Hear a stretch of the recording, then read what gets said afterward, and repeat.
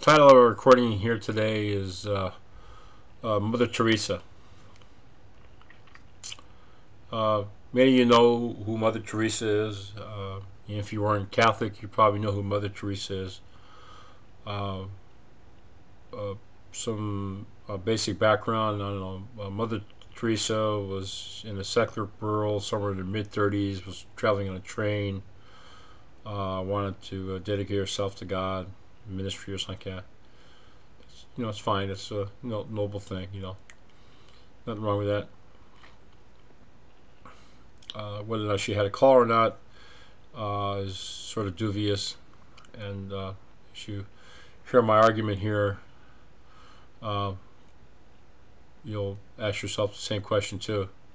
So make a long story short, she gets into the business of, dealing with the very lowest of the low type of poor person, and makes contact with him, and so on. But making contact with the very lowest of the low is great, but where does it go from there? Just stay at that same state? Do these people ever get elevated?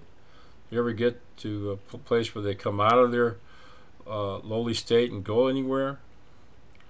So it's a very convenient thing to support the degradation angle. The gospel that sits there and says, well, no, we can't have any earthly wealth and so on. We're just passing through. Like this is a variation of Pilgrim's Progress by was it author's name? I think it was Paul Bunyan or something like that. We can't have those things because we're just passing through. So wealth is an evil thing, and here Mother Teresa's meeting with the very lowly of the low, and identifying with these people and connecting with them and so on. Well, that's great. That's just like with the gay stuff. It's good to identify and connect with these people and say, hey, we accept you. We accept you as a person. Let's not say accept the actions, but that's all right. I mean, the love of God is strong enough to be able to have those things be within a church. And if for some reason that the power of God is strong enough to be present that it convicts these people or changes them, or like manner they can't handle and they walk away, then they walk away because they walk away, not because you told them to get out. And then with these poor people that exist throughout all the world, which are probably made poor from many top-end organizations, one of which, of course, is yours truly, the Catholic Church. God forbid we have to talk about a little history here. I think it has something to do with the Roman Catholic Church went up against the what was later to be known as the Greek Orthodox in the area of Constantinople, and they hired the Turks. I don't know what they were called before that, but they became known as the Turks, somewhere in the north. I'm not sure what nationality they are, and they sacked Constantinople, which later became Istanbul, in the year 1204 A.D. But then, of course, there are other groups that have done their share of acrimony. The American Baptists in South Africa, supporting the interests of the what's that, ITT, or I think it's called ITT, which made napalm and bomb kind of stuff, and they were supporting the North in the regime against the South, and the American Baptists were in the South and South Africa just during the time of the apartheid ordeal. And so the majority of the money that they were making it from I think it's this company ITT. I think it's ITT, not ATT, but ITT, and this is basically the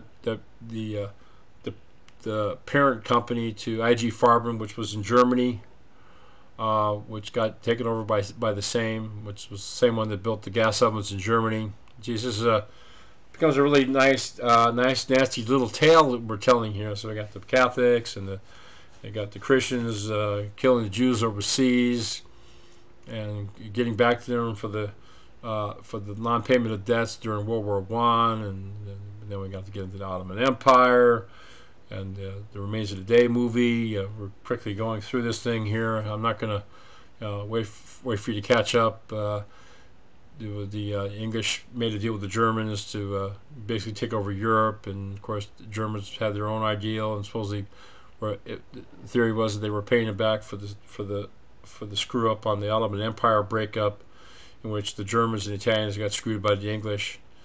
For that deal, the last vestiges of the Ottoman Empire breakup was the ordeal in the Sinai Peninsula, which there's a movie out there about a man from England who took care of that. Ironically enough, imagine that of all places from England, made it look clean after all, you know. Anyway, so anyway, these different various poverties that exist and whatnot, and these people like Mother Teresa that sort of go in there and champion the cause, and other people that want to give to it to help out the poor and so on. That's nice, you know. But where does it go from there? Does it deal with educating these people and making them so that they don't continue to be poor? Or are we going to just stick with the salutation that Jesus says, well, the poor you have with you always? And the poor you have with you always, is it always just the physical poor, or could you also be the spiritually poor, or soulically poor? Of course, those are all three different things. When they're not also necessarily the same thing, though they can sometimes be construed to be as such, and sometimes it would still be true. It all gets kind of very relativistic, depending on the application and who we're talking about. Did Mother Teresa do anything beyond that?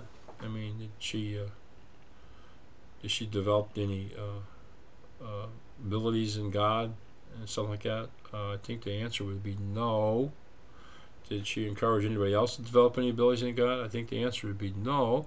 I guess it goes back to somewhere in Corinthians where this is very aggravating, I'm sure. 1 Corinthians 13 about, do I take all my substance to feed the poor and have not love? Well, have not the attainment of the ability of achieving some sort of measure or stature of Godheadness, or stature in Christ, but only deal with taking care of the poor. Yours truly, Mother Teresa. I mean, did she really accomplish that much? I mean, she accomplished some sort of consciousness that there's a problem out there. Gee, like none of us didn't know that already. What exactly got accomplished? I mean, now we know the sky is blue. Is that did that help you a lot now? You know the sky is blue? Better is open rebuke than secret love.